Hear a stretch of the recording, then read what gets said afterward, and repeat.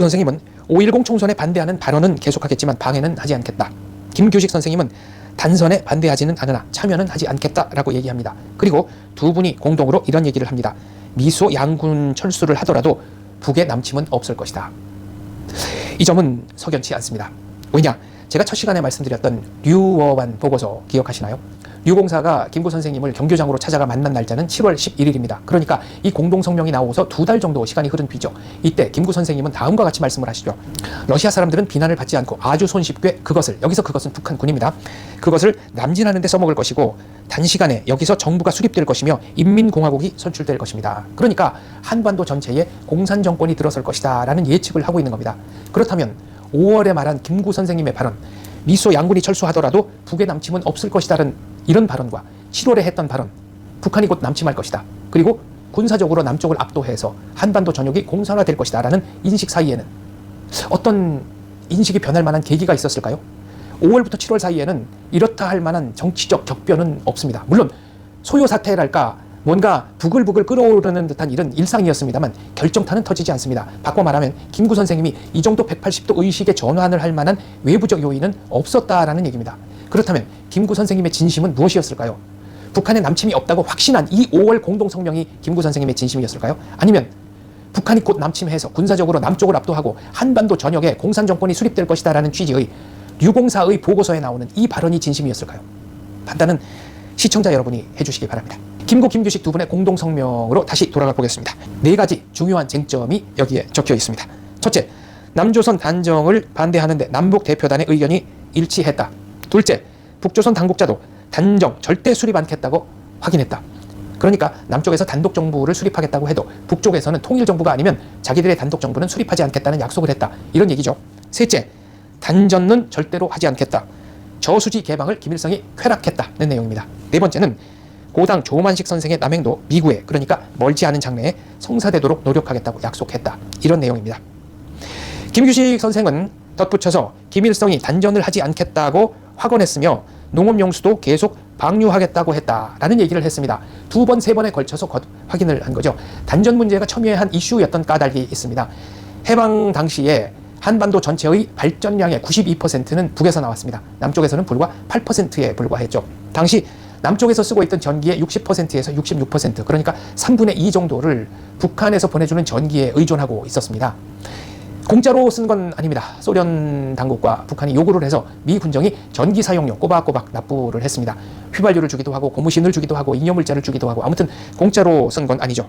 그런데 김일성이, 어쩌면 소련이 1948년 5월 14일, 그러니까 김구, 김규식 선생님의 공동성명이 나온 불과 며칠 후에 단전을 합니다. 한반도 전역에 블랙아웃이 왔습니다. 당장 서울에서 다니던 전차의 운행 횟수가 줄어들었고 모든 가구에, 심지어는 모든 관공서에 제한 송전을 할 수밖에 없었습니다.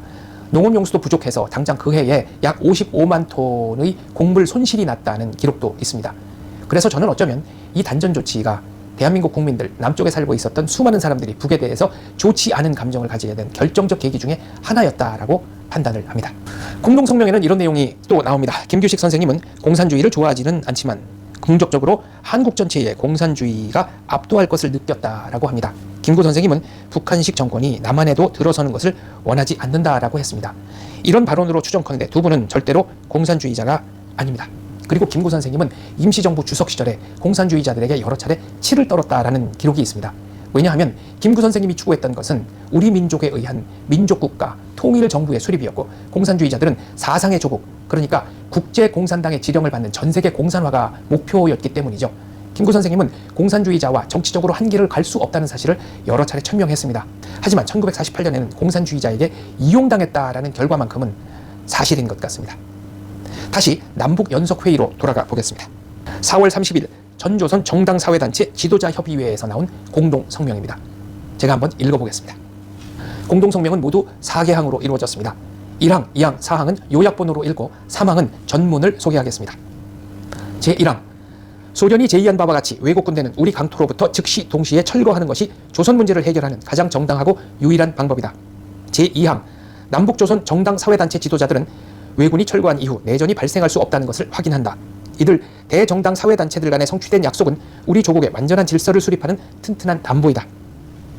제3항, 외국 군대가 철거한 이후에 하기 제 정당들의 공동명의로 전조선 정치회의를 소집하여 조선인민의 각계각층을 대표하는 민주주의 임시정부가 즉시 수립될 것이며 국가의 일체 정권과 정치, 경제, 문화생활의 일체 책임을 가지게 될 것이다. 이 정부는 그 첫 과업으로서 일반적, 직접적, 평등적 비밀투표에 의하여 통일적 조선 입법기관 선거를 실시할 것이며 선거된 입법기관은 조선헌법을 제정하며 통일적 민주정부를 수립할 것이다. 넷째, 남조선 단독 선거는 절대로 우리 민족의 의사를 표현하지 못할 것이며 이 성명서에 서명한 정당 사회단체들은 남조선 단독 선거의 결과를 결코 승인하지 않을 것이며 지지하지 않을 것이다. 이 사항의 내용과 김규식 선생님이 서울에 돌아와서 발표한 공동성명의 내용과 그리고 그 이후에 실제로 전개되었던 역사적 사실간의 차이는 아마 여러분들이 가장 잘 아실 것으로 믿습니다.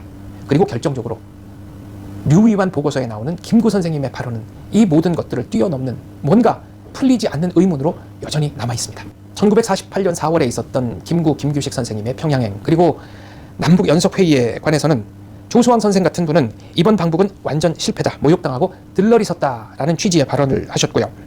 김구 선생님도 역시 당신께서 김일성에게 이용당했다는 것을 인지하셨던 것 같습니다. 김일성이 제의한 제2차 전조선 제정당 사회단체 지도자 협의회의 참석을 이런지하에 거절하셨으니까요. 그리고 평양에서도 전조선 제정당 사회단체 연석회의, 그러니까 남북연석회의 때 4월 19일 개막식을 제외하고는 거의 참석을 하시지 않은 것으로 기록은 전하고 있습니다. 지금 말씀드린 것처럼 북한은 제2차 연석회의를 해주에서 열겠다. 그러니 김규식 두 분이 다시 한번 38선을 넘어서 해주까지 와달라라고 요청을 합니다. 의제는 북쪽에서도 선거를 실시해서 북한만의 정부를 수립하겠다라는 것입니다. 북한은 1948년 6월 29일 해주가 아닌 평양에서 제2차 전조선 제정당 사회단체 지도자 협의회를 엽니다. 1948년 7월 19일 김규식 두 분 선생님은 북한만의 단정 수립은 또다시 민족 분열을 획책하는 것이다. 따라서 참가를 거부한다라고 확실하게 일정을 밝히죠. 1948년 8월 21일에 북한은 남쪽의 각 시군의 소위 대표가 해주에 모여 남조선 인민 대표자 회의를 열었다라고 발표합니다. 그러니까 5.10 총선거가 북쪽에서는 선거를 실시하지 못하고 남쪽에서만 선거를 한 반쪽짜리 선거였는데 비해서 자기들은 남북 모두 선거를 실시했다라고 주장하고 있는 것입니다. 이른바 북한이 말한 남쪽 각 시군의 소위 대표자 선거는 어떤 방식으로, 어떤 식으로 실시했는가, 그 말씀은 제가 다음 기회에 다시 한번 자세하게 말씀드리도록 하겠습니다. 한 가지 특기할 것은 김달삼이 바로 1948년 8월 21일 남조선 인민대표자 회의에 참가했었다는 사실입니다.